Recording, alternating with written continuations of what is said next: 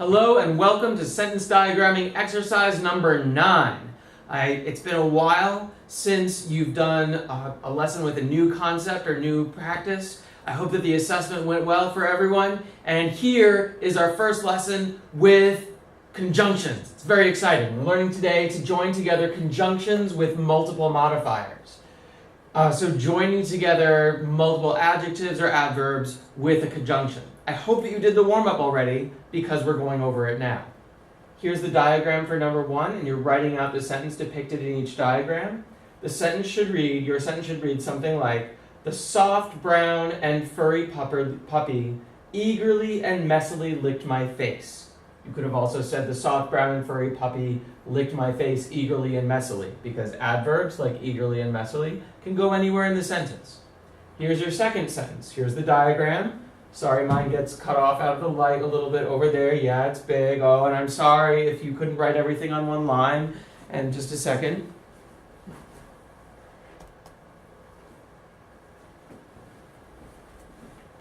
I know you couldn't write everything for the whole sentence on just one line. I couldn't do it either. I'm sorry there's not more space, but you know what?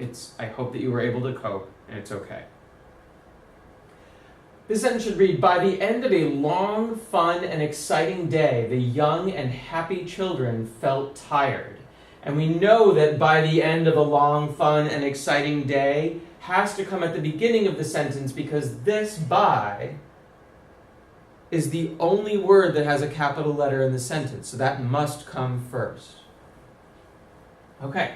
I hope you did number 3. Based on this and the information in the lower right corner of your diagramming handout, come up with and write down instructions for how to diagram multiple modifiers, adjectives or adverbs, joined together with the word and. And I hope you came up with something along these lines. Connect the diagonal lines the modifiers are on with a horizontal dotted line. Remember, diagonal means like going from like top left to lower right. And horizontal means from side to side, a flat line, horizontal line, like the horizon, where the earth or the sea meets the sky. Connect the diagonal lines the modifiers are on with a horizontal dotted line. Write and on the dotted line between the lines of the words it is between in the sentence. So here, and comes between brown and furry, goes right there, but soft, brown, and furry are all connected to each other by the and. So the dotted line starts with soft, the dotted line starts with soft and ends with furry, but we only write and once. We write it between the words it shows up between in the sentence. Likewise, eagerly and messily, joined with a dotted line, and is between them. Young and happy, joined with a dotted line, and is between them. Long, fun, and exciting, starts with long, goes all the way to exciting, and shows up between fun and exciting. Okay, I'm going to erase and scroll. We'll start doing some practice.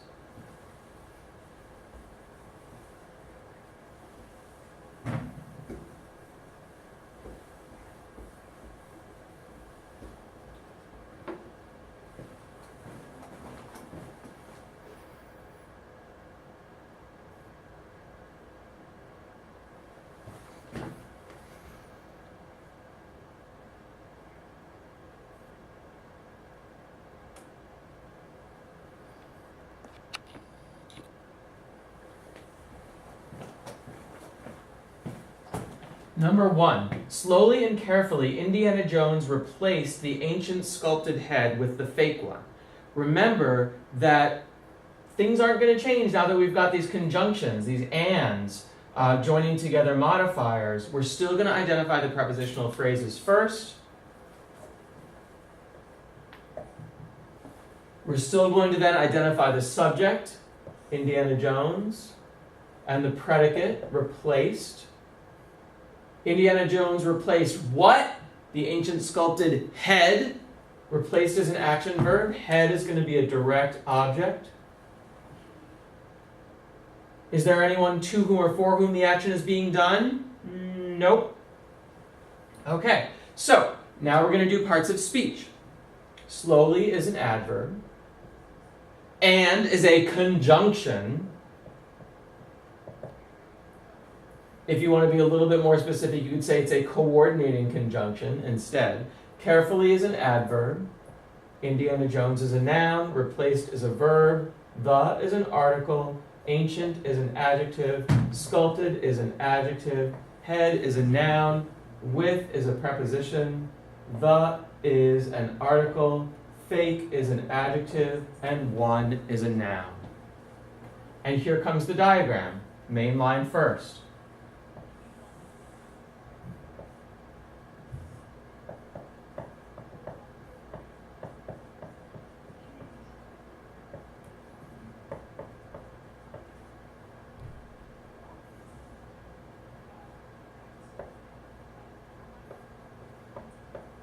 Subject, predicate, and direct object. Subject, predicate, and direct object.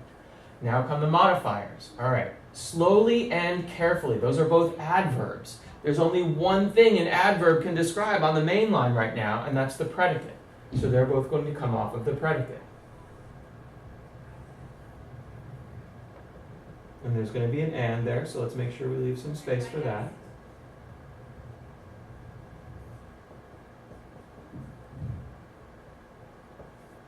Okay, slowly and carefully. Indiana Jones replaced head. Okay, so these next words, the, ancient, and sculpted, are all modifying head. The.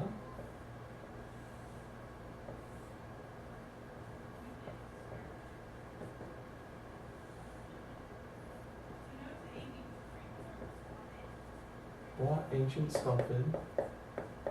Okay, now with the fake one, this is interesting. It comes at the end of the sentence right after head, the direct object.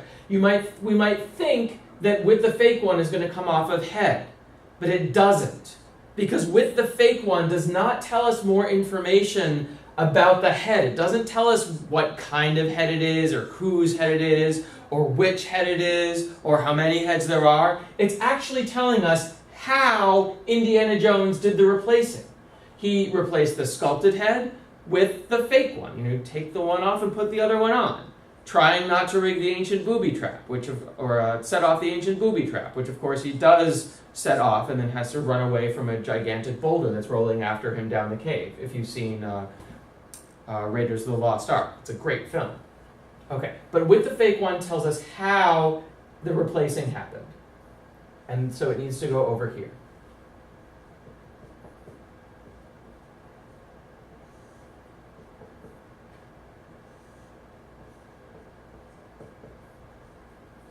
All right, and with the fake one, there we go.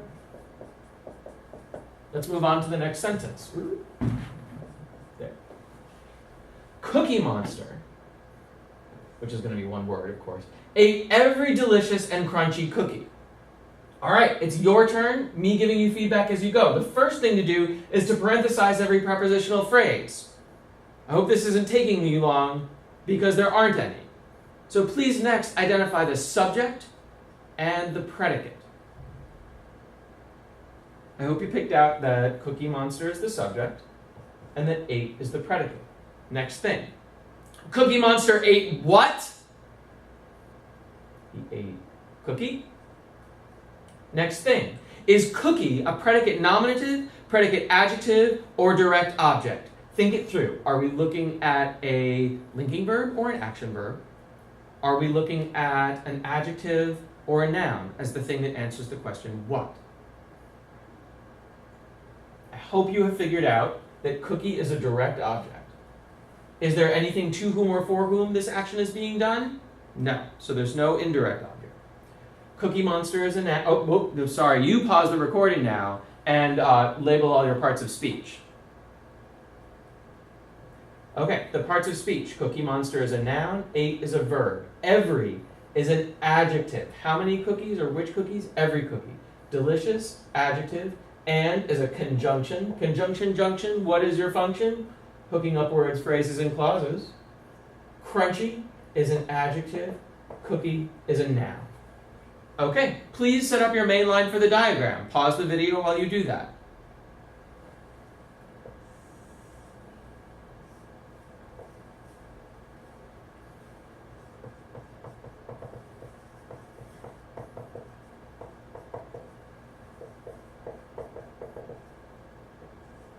I hope you got something like this. Cookie Monster ate cookie.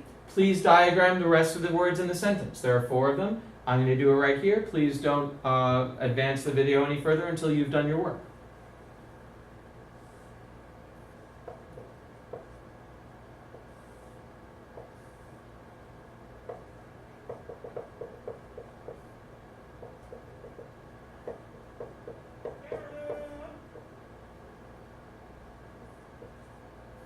I hope you got something like this. Delicious and crunchy are connected with the and. They both describe... Oh, excuse me, I've made a horrible mistake. None of these describe 8. Good gosh. Every describes the cookie. Delicious describes the cookie. Crunchy describes the cookie. But only delicious and crunchy are connected by the conjunction and. Every stands on its own. Delicious and crunchy cookie. Here we go with the last sentence. Please pause the video, do it all by yourself, and then we'll go over it. Remember that after you pause the video, the first thing you need to do is identify the parts of sentence. Help yourself out with that by putting parentheses around the prepositional phrases first. Then going on to the subject and predicate, asking yourself, what? Figuring out if that what is a predicate adjective, predicate nominative, or direct object, and then ask yourself if there's an indirect object. Then identify the parts of speech, then diagram the sentence.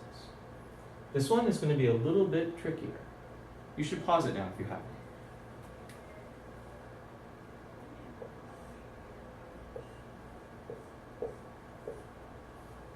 All right, first thing is you can treat out of as a single prepositional phrase if you want to.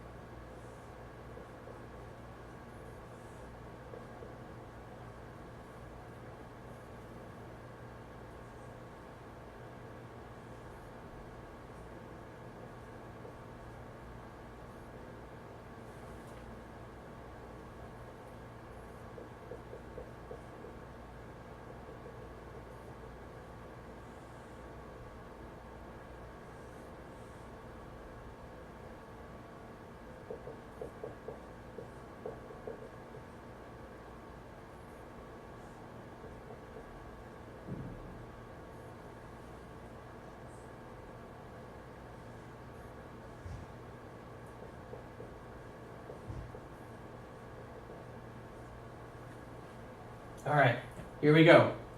So there are 2 prepositional phrases, out of the frying pan and then into the fire. The subject is frog, the predicate is jumped. There is no direct object, predicate adjective, or predicate nominative. There's nothing that answers the question, what? Here. Out of the frying pan and into the fire describe how the frog jumped, not what the frog jumped. So they are not predicate adjectives that happen to be prepositional phrases. Excuse me for a moment.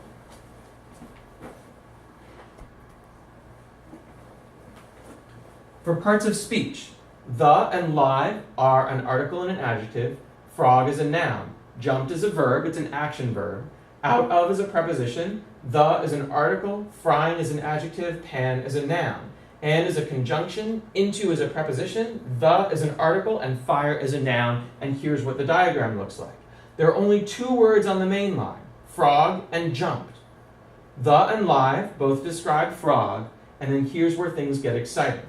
Out of the frying pan describes how the frog jumped, into the fire describes how the frog jumped. Now, if they each describe how the frog jumped, that means they're each acting as adverbs. Now, if we can describe, if prepositional phrases act all together as individual adverbs or adjectives, That means that we can join prepositional phrases together with and to, the same way that we can join individual adjectives together. We can join delicious and crunchy. We can also join out of the frying pan and into the fire. Again, we're treating the whole prepositional phrase as a single unit of meaning. So I didn't write my and, but it goes right here. So just like we can join individual words, we can join prepositional phrases too, because prepositional phrases act as individual adjectives or individual adverbs. Pat yourself on the back if you saw this coming in this sentence. If you didn't see it coming, I hope you're figuring it out, that prepositional phrases act this way, just like a prepositional phrase can be a predicate adjective all by itself, acting as a single unit of meaning there. They're acting as single units of meaning here that can be joined together with conjunctions. So watch out for that as you keep going forward in your independent practice. I'm sorry if the top of my head or maybe even all of my head was missing from the beginning of this video, but I'm not going to reshoot it because this one was kind of long, and I hope you can see my head and face now because it's so handsome and aesthetically pleasing to look at. Have a great day.